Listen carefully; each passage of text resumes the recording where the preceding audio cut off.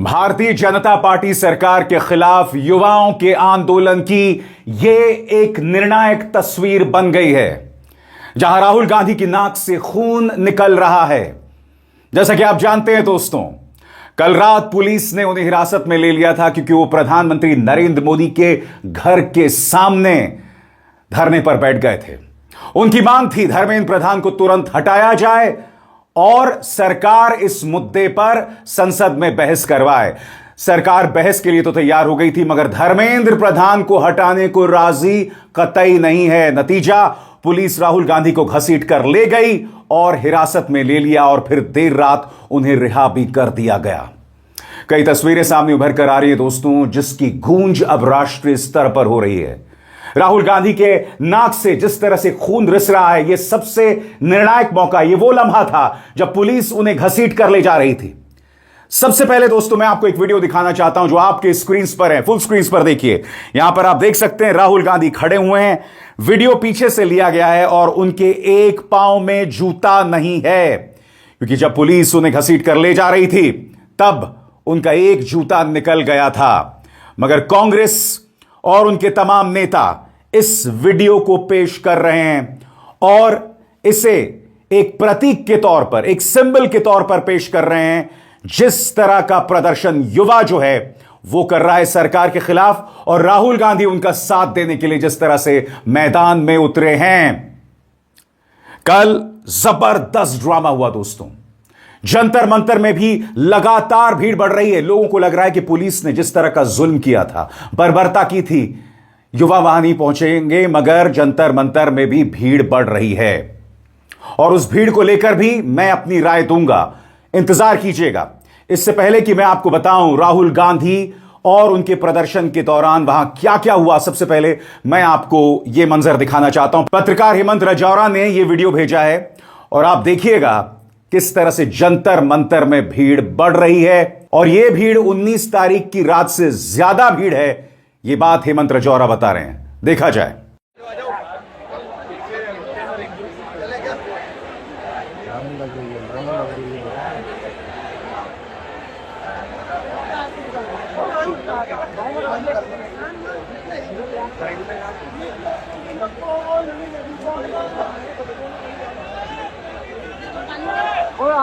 पानी दे, पानी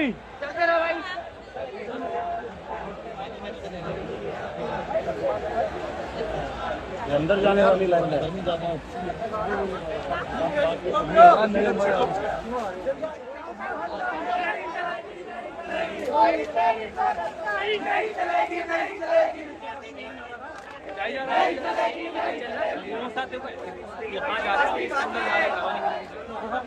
ये इतनी भीड़ है कि इससे आगे मैं नहीं जा सकता। केरला हाउस से लेकर जंतर मंतर का ये एरिया जो जनपद की तरफ रास्ता निकलता है, आप देखिए पूरे एरिया में लोग ही लोग। ऐसे में कॉकरोच जनता पार्टी के संस्थापकों, ऑर्गेनाइजर्स की जिम्मेदारी बढ़ जाती है कि किसी तरह की हिंसा अपनी तरफ से ना हो। जब आप सत्याग्रह का आंदोलन करते हैं तो सामने वाला चाहे जितना भी जुल्म करे, आप हिंसा नहीं कर सकते। वो हिंसा ना आप पुलिस पर कर सकते हैं, ना गोदी मीडिया पर। उसकी हम चर्चा बाद में करेंगे दोस्तों, मगर सबसे पहले एक बार फिर इस तस्वीर को देखिए। राहुल गांधी, एक पांव में जूता नहीं। अब उस तस्वीर को देखिए, किस तरह से राहुल गांधी के नाक से खून निकल रहा है। और जैसे मैंने कहा, यह निर्णायक तस्वीर है अपने आप में। राहुल गांधी बाहर आते हैं और उसके बाद वो ये संदेश देश के युवाओं को देते हैं। This morning I went and met the speaker of the Lok Sabha and I said to him that it was important that we be allowed to debate what happened to the students the day before. The speaker said he needed to take permission from the government, but it was very clear to us in the hours after that there was no interest in the government of having a debate. तो हमने decision लिया कि हम prime minister के घर के सामने जाके धरना करें और जो स्टूडेंट्स की इशू है, जो देश के लिए सबसे जरूरी इशू है और जो उनके खिलाफ किया गया है, वो हम नेशनल अटेंशन में लाएं और प्राइम मिनिस्टर का घर के सामने जाके करें. Why is the Indian education system collapsing? Why are papers leaking? Why is education so expensive in India?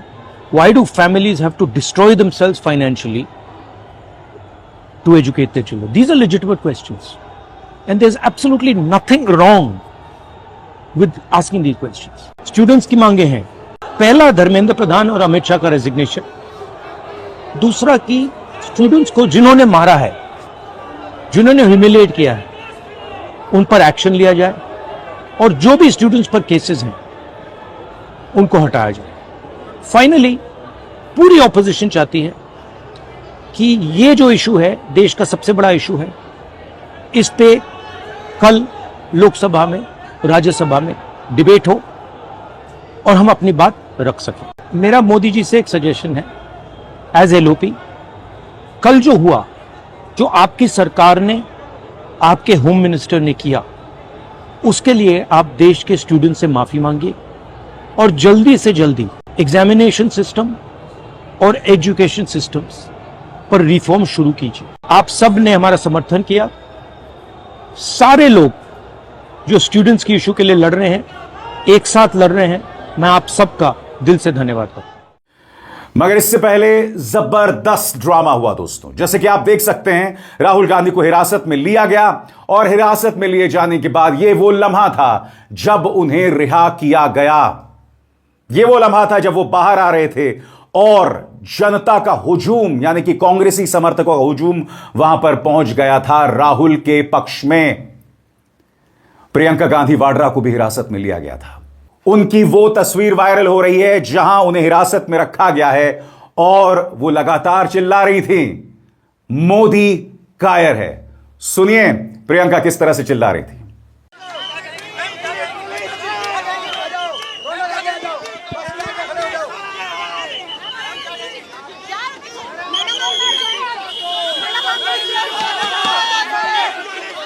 Narendra Modi कायर है। और अब एक जरूरी संदेश, सच के इस सफर में मेरा साथी बनिए, मेरा चैनल ज्वाइन कीजिए और इनमें से एक विकल्प, एक ऑप्शन चुनिए। शुक्रिया। और सिर्फ प्रियंका को हिरासत में नहीं लिया गया था, जैसे कि आप देख सकते हैं अखिलेश यादव को भी हिरासत में लिया गया था। और मैं आपको वो तस्वीर दिखाना चाहता हूं किस तरह से अखिलेश यादव एक पुलिस अफसर से भिड़ गए। यह भी एक तस्वीर है जिसकी गूंज उत्तर प्रदेश के चुनावों में सुनाई पड़ेगी। जी हां, अखिलेश यादव को भी हिरासत में लिया गया था क्योंकि देर रात वो भी राहुल गांधी के धरने का समर्थन करने वहां पर पहुंच गए थे। प्रियंका गांधी वाड्रा ने कहा कि सुनने में क्या हर्ज है, आखिर इस सरकार का अहंकार क्यों बढ़ रहा है। सुनिए प्रियंका ने क्या कहा। जो हमारे बच्चे हैं, हमारे युवा हैं, हमारे देश के भविष्य हैं, उनकी बात सुनने में क्या हर्ज थी। वो एक जेन्युइन इशू को लेके प्रोटेस्ट कर रहे हैं। वो जो उनके साथ हो रहा है, वो उसका दुख लेकर, गुस्सा लेकर प्रोटेस्ट कर रहे हैं। तो जो उनके रिप्रेजेंटेटिव्स हैं, हम सारे, हमारी जिम्मेदारी बनती है कि उनकी आवाज हम ऊंची करें और उनकी आवाज हम बुलंद करें और उनके सपोर्ट में हम खड़े हैं, क्योंकि उनके साथ जो कल हुआ वो एकदम गलत हुआ। ये एक लोकतंत्र है, it's a democracy. In a democracy, right to protest is a fundamental right. Nobody has the right to protest. क्यों नहीं? क्यों नहीं? जहाँ पे जरूरत होगी वहाँ हम आवाज उठाएंगे। डिमांड उनका पहले कुछ और था, तभी उन्होंने बोला कि रेजिग्नेशन चाहिए धर्मेंद्र प्रधान का, तो उनका डिमांड जो है वो बदला था प्रोटेस्ट के दौरान। जब पीएम हाउस के बाहर वो प्रोटेस्ट कर रहे थे, गए वहां तो उन्होंने बोला कि उनका डिमांड पहले कुछ और था, फिर डिमांड चेंज हो गया। हमारे डिमांड बहुत स्पष्ट है और हम शुरू से ये डिमांड कर रहे हैं। जो एजुकेशन सिस्टम एकदम ब्रोकन है, उसको हमें दुरुस्त करना है, उस सिस्टम को ठीक करना है। उसके लिए आप डिस्कशन करो। आप धर्मेंद्र प्रधान, आपको या तो मेरी बात सुनिए, आप के बारे में धर्मेंद्र प्रधान जी को रिजाइन करना है, एक डिस्कशन होना चाहिए पार्लियामेंट, और जो स्टूडेंट्स प्रोटेस्ट कर रहे हैं उनकी सुनवाई होनी चाहिए। हम कहते हैं, हम पार्लियामेंट में हम क्या कर रहे हैं, कौन सी बिल आ रही है, फिर से वंदे मातरम की इज्जत की बिल आ रही है। क्या मतलब है इसका? क्या मतलब है इसका? वंदे मातरम का मतलब क्या है? अपनी मातृभूमि के लिए अपनी मातृभूमि की इज्जत। तो ये क्या है? हमारी मातृभूमि लोकतंत्र है। ये बच्चे कौन है? इन्होंने तो डाला है हमें संसद में, इन्हीं के तो वोट से हम पहुंचे हैं संसद में। संसद उनका है, लोकतंत्र उनका है, देश उनका है। आप उनके बारे में नहीं सोच रहे हो? उनके लिए बिल क्यों नहीं आ रही है एजुकेशन सिस्टम के ओवरहॉल के लिए? एजुकेशन सिस्टम में जो पैसे खर्च रहे हैं 1.4 लाख करोड़ रुपए, आपने कभी सोचा है अडानी और अंबानी के लोन कितने माफ हुए? 16 लाख करोड़ 16 लाख करोड़ उनके लोन माफ हो रहे हैं। और एजुकेशन, पूरे देश के एजुकेशन में आप 1.4 लाख करोड़ डाल रहे हैं। और जहां तक सरकार की बात है, उसके अहंकार में कोई कमी नहीं। वो लगातार धर्मेंद्र प्रधान का साथ दे रही है और ये अपने आप में हैरत में डालने वाली बात है। इनफैक्ट धर्मेंद्र प्रधान ने एक बयान भी जारी किया जिसमें उन्होंने राहुल गांधी को अराजक बताया। आपके स्क्रीन पर धर्मेंद्र प्रधान का बयान। वो कह रहे हैं कि राहुल गांधी लगातार स्टूडेंट्स की भावनाओं के साथ खिलवाड़ कर रहे हैं, उन्हें एक राजनीतिक जरिया का इस्तेमाल कर रहे हैं और मॉनसून सत्र में बाधा पैदा करने की कोशिश कर रहे हैं। मैं धर्मेंद्र प्रधान से पूछना चाहता हूं, आपने हाल ही में कॉकरोच जनता पार्टी के आंदोलन में शामिल युवाओं को दहशतगर्द बताया था, टेररिस्ट बताया था। आपको किसने अधिकार दिया यह कहने का कि राहुल गांधी उन्हें राजनीतिक हथियार के तौर पर इस्तेमाल कर रहे हैं, उनकी भावनाओं के साथ खिलवाड़ कर रहे हैं? आप एक बार फिर उन विद्यार्थियों का अपमान कर रहे हैं। मैं जानना चाहता हूं क्यों? वो युवा जो वहां मौजूद है वो अपनी मर्जी से आया है। और सबसे बड़ी बात, राहुल गांधी तो अभी सीधे तौर पर जंतर मंतर गए भी नहीं हैं। वो अपना समर्थन जतला रहे हैं, हिंसा के खिलाफ अपनी आवाज बुलंद कर रहे हैं। सबसे बड़ी बात, जिन पुलिस कर्मियों ने महिला प्रदर्शनकारियों के साथ अभद्रता की, वो वीडियो में आपको दिखा चुका हूं, जहां एक महिला प्रदर्शनकारी के पीछे एक पुलिस वाला डंडा जो है वो घुसा रहा है। हम देख चुके हैं कि एक और डीसीपी है जिसने एक महिला प्रदर्शनकारी को थप्पड़ मारा। उसके बारे में सरकार क्या कर रही है? इसी मंच पर मैंने आपको बताया था कि किस तरह से एक 10 साल के बच्चे को पुलिसकर्मी थप्पड़ मार रहा है। कोई गोदी मीडिया इसकी चर्चा नहीं कर रहा है। अगर आप गोदी मीडिया देखोगे तो ऐसा लगेगा मानो सारी हिंसा प्रदर्शनकारी कर रहे हैं, सारी हिंसा वही कर रहे हैं। इस बीच अभिजीत दिपके जो बात कह रहे हैं उससे भी सुनना बहुत जरूरी हो जाता है। बकौल अभिजीत दिपके, हमारा आंदोलन सिर्फ जंतर मंतर पर है। हो सकता है कुछ गुंडों को भेजा जा रहा हो दिल्ली के अलग अलग हिस्सों में अराजकता मचाने के लिए, जिससे हमारा कोई लेना देना नहीं है। सुनिए वो क्या कह रहे हैं। हेलो एवरीवन, हमारा प्रोटेस्ट सिर्फ और सिर्फ जंतर मंतर पर हो रहा है। तो मैं सभी लोगों से कहना चाहता हूँ, अगर आपको प्रोटेस्ट में शामिल होना है तो जंतर मंतर आइए। यहाँ पर हमारा जो प्रोटेस्ट है वो पीसफुल है और हम कहीं से भी कोई गलत चीज़ या गलत नारे नहीं करेंगे, क्योंकि हम देशभक्त लोग हैं। और इसका उदाहरण कल हमने दे दिया है।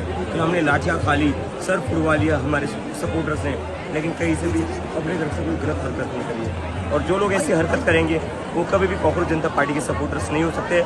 हमारा और उनका कोई लेना देना नहीं है। ये बाहर से भेजे गए गुंडे हैं इस मूवमेंट को डीरेल करने के लिए। Thank you. मगर यहां कोई जवाबदेही नहीं है। ऊपर से धर्मेंद्र प्रधान, जिनकी कोई जवाबदेही तय नहीं की जा रही है, वो सामने आते हैं और राहुल गांधी पर आरोप लगाते हैं स्टूडेंट्स को इमोशनली एक्सप्लॉइट करने को लेकर। वाकई ये अहंकार की पराकाष्ठा है। और मैं आपको बतलाना चाहता हूं कि रिहा होने के बाद अखिलेश यादव ने भी कहा कि यह सरकार अहंकारी हो गई है और इसकी उल्टी गिनती शुरू हो गई। सुनिए उन्होंने क्या कहा। देखिए, जो मांग छात्रों की है, सरकार को छात्रों की मांग माननी चाहिए। जो उन्होंने मांग रखी है उसको स्वीकार सरकार को करना चाहिए।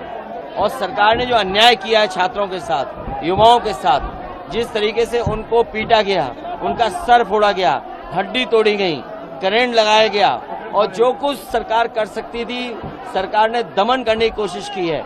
लड़कियों के कपड़े फाड़े हैं। क्या ये लोकतंत्र में उम्मीद कर सकता है किसी सरकार से?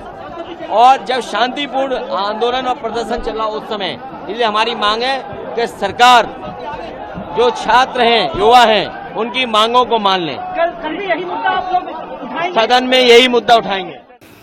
और कल देर रात उद्धव सेना प्रमुख उद्धव ठाकरे भी वहां पहुंचे। अपनी स्क्रीन पर देखिए किस तरह से उनको मंच पर ले जाया जा रहा है। अभिजीत दिपके बाकायदा उनका हाथ पकड़कर उन्हें मंच पर ले जा रहे हैं। और उसके बाद उद्धव ठाकरे ने कहा कि हमें उम्मीद नहीं थी कि ये सरकार इस कदर बर्बरता करेगी। सुनिए क्या कहा उद्धव ठाकरे ने। और जैसे अभिजीत ने भी कहा है, हम संपर्क में हैं। कल जिस तरीके से आंदोलन को हैंडल किया, अपेक्षा नहीं थी कि इस तरीके से अपनी सरकार इनके साथ सुलूक करेगी। और पुलिस ने जिस तरह का जुल्म किया, जिस तरह की बर्बरता की, उसके खिलाफ कई आवाजें सामने उठकर आ रही हैं। नसीरुद्दीन शाह ने कहा सब कुछ याद रखा जाएगा। नसीरुद्दीन शाह जिनका एक एक शब्द मायने रखता है, सुनिए उन्होंने क्या कहा। आदाब, नमस्कार। मैं नसीरुद्दीन शाह दो बातें अर्ज करना चाहता हूं आप सबसे। पहली बात तो ये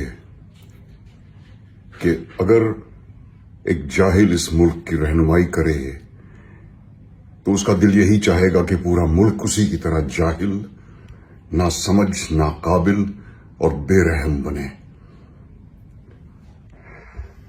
अभिनय के दो अलग अलग कोर्स राष्ट्रीय नाट्य विद्यालय और पूना फिल्म इंस्टीट्यूट में पूरे करने के बावजूद मैंने अभिनय के बारे में सबसे ज्यादा जो सीखा है वो उन बच्चों से, उन तालिब इल्म से जिन्हें सिखाने की कोशिश मैंने की है।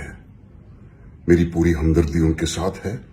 मैं उन्हें हजार हजार हर सांस के साथ दुआएं देता हूं और हर टीचर्स डे पर उन्हें सलाम करता हूं।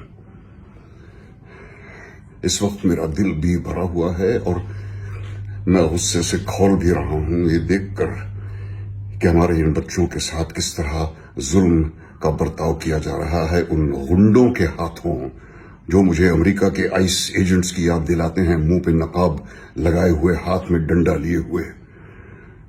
कभी अपने बच्चों के बारे में भी सोचा करो और ये भी सोचो कि तुम्हारा अंजाम तुम्हें भी एक दिन मिलेगा जरूर। इन सब बच्चों से मैं कहना चाहता हूं कि हिम्मत ना हारें। बहुत से लोगों की हमदर्दी आपके साथ है, बहुत से लोग आपके साथ हैं। आप लड़ते रहें। मुझे हमारे मुल्क की युवा पीढ़ी से हमेशा उम्मीद रही है और अब वो उम्मीद और उजागर हो गई है। आप लोग अपनी लड़ाई लड़ते रहें, हम सब आपके साथ हैं। और इस मुल्क की हुकूमत को मैं सिर्फ इतना कहना चाहता हूं, सब याद रखा जाएगा। दोस्तों, भीड़ लगातार बढ़ती जा रही है। जिस तरह की बर्बरता हुई उससे छात्र और युवा डर नहीं रहे हैं, वो उल्टा यहां आ रहे हैं। ऐसे में कॉकरोच जनता पार्टी के संस्थापकों की जिम्मेदारी बढ़ जाती है। मैं कई ऐसी तस्वीरें देख रहा हूं जहां आरएएफ के जवान जो हैं वो युवाओं को मार रहे हैं और उसकी जवाब में वो भी हिंसा कर रहे हैं। कल देर रात की कुछ ऐसी तस्वीरें आई हैं।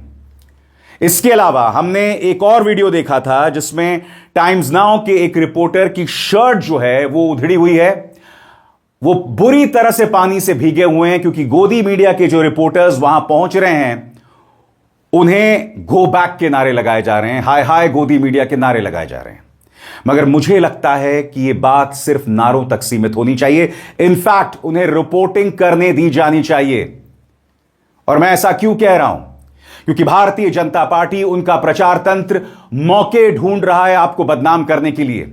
गोदी मीडिया की कवरेज देखें तो ऐसा लग रहा है कि सिर्फ हिंसा कर रहे हैं प्रदर्शनकारी, उसके अलावा कुछ नहीं। मनोज मुंतशिर ने कॉकरोच जनता पार्टी के आंदोलन को देशद्रोही बताया है, देशद्रोही बताया है टाइम्स नाउ के मंच पर। और फिर टाइम्स नाउ यह कहता है कि हमारे पत्रकारों पर हमला क्यों हो रहा है। आपकी स्क्रीन पर यह है टाइम्स नाउ के वो पत्रकार जिनकी शर्ट उधड़ी हुई है, जिन पर प्रदर्शनकारियों ने पानी फेंका। मगर मैं टाइम्स नाउ से सवाल पूछना चाहता हूं। मैंने अपने मंच पर इसकी आलोचना की है। मैंने सौरव दास, अभिजीत दिप्के से अपील की है कि इस तरह की हिंसा ना हो, आपको मंच से अपील करनी चाहिए। उन्होंने अब तक कोई जवाब नहीं दिया है, शायद बहुत ज्यादा व्यस्त होंगे। मगर हिंसा किसी कीमत पर नहीं होनी चाहिए। दूसरी तरफ गोदी मीडिया को सोचना चाहिए। खैर, वो सोचेंगे नहीं क्योंकि फरमान आ चुका है। वो गोदी मीडिया जो लगातार कॉकरोच जनता पार्टी को बदनाम कर रहा है, रोज प्राइम टाइम में उनके बारे में अनर्गल बातें करना, अब शब्द कहना। मनोज मुंतशिर उन्हें देशद्रोही तक बता रहा है। प्राइम टाइम में लगातार कॉकरोच जनता पार्टी और आंदोलन को गाली दी जा रही है। सबसे बड़ी बात, आपका कवरेज पूरी तरह से एक तरफा है। हिंसा पुलिस ने की, महिला प्रदर्शनकारियों के साथ बदतमीजी पुलिस ने की, कोई जवाबदेही नहीं है। इनकी कोई जवाबदेही नहीं है। उल्टा जिन्होंने बदतमीजी की, यानी कि ये वीडियो जिसमें डीसीपी लांबा जो हैं वो लड़की को थप्पड़ मार रहे हैं, मगर दूसरी तरफ एजेंसीज फिर डीसीपी लांबा का इंटरव्यू करते हैं और बताते हैं कि देखिए इन्हें कितनी चोट लग गई, उनके एक फ्रैक्चर हो गया, ये तमाम बातें की जा रही हैं, मगर इनकी कोई जवाबदेही नहीं है। सादे कपड़ों में, दाढ़ी में, पुलिस दाढ़ी कहां रखती है साहब? सादे कपड़ों में वहां कुछ लोग हैं जो किसी भी कीमत पर पुलिस वाले नहीं दिखाई दे रहे, वो छात्रों के साथ बर्बरता कर रहे हैं। क्या इनकी कोई जवाबदेही है? क्या गोदी मीडिया ये मुद्दे उठा रहा है? मगर बावजूद इसके सुरक्षा कर्मियों पर हिंसा नहीं होनी चाहिए, सत्याग्रह की यही मांग है। गोदी मीडिया के साथ बदतमीजी नहीं होनी चाहिए। और यहां जिम्मेदारी अभिजीत दिपके, आशुतोष रंका और सौरभ दास की बढ़ जाती है कि वो अपील करें। मैं उनसे 2 बार अपील कर चुका हूं, मुझे कोई जवाब नहीं आया है। मैं उम्मीद करता हूं कि आज प्रदर्शन के दौरान वो लोग ये अपील करेंगे, वरना इस आंदोलन को बदनाम करने की कोई कसर गोदी मीडिया नहीं छोड़ने वाली है। अब हिसार शर्मा को दीजिए इजाजत। नमस्कार।